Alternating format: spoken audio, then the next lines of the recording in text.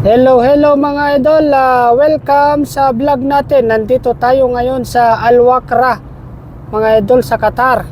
Kitang-kita nyo po dito yung Al Wakrah, mga restaurant po yan mga idol, no? Kung gusto nyo mga barbecue na mga isda o mga inihaw na isda, dyan po makakabili mga idol paghapon.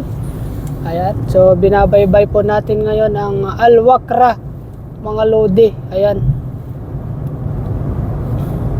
ma-appreciate mo yung mga mosque nila dito mga boss. Nagkalat yung mga mosque dahil nga ang Qatar ay isang Islamic country mga boss, no? Kung baguhan ka pa lang dito sa Facebook page natin, i-follow nyo ako sa YouTube mga idol. Dahil sa YouTube nagbablog po tayo dyan, nagpo-post tayo ng mga videos natin dyan, mga reaction videos, mga araw-araw na buhay mga idol ng OFW. Ayan, so matutumbok natin ngayon ang metro station mga idol, no?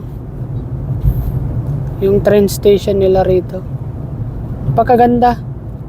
Metro pa lang dito, mas maganda pa sa airport ng Pilipinas mga lodi. Sa susunod, mag-video tayo dun. Ito naman underpass na to mga idol. Nakikita nyo nasa harapan, yan yung stasyon yan ng tren mga lods. Ayan, papasok na tayo. Ayun, pinasok mga boss. Naman palabas.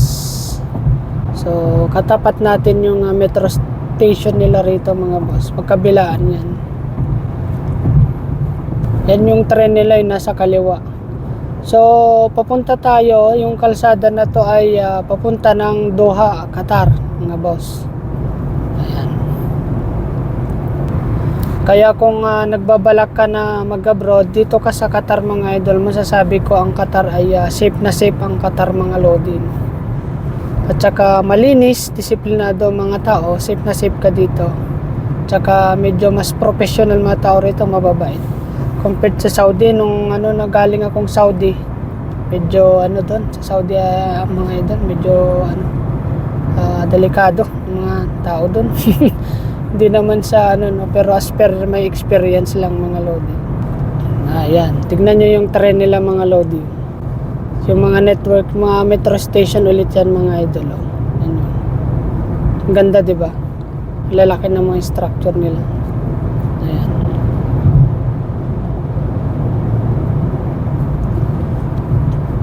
So kung napapanood mo ito, mag-comment ka kung nasaan ka ngayon mga lodi,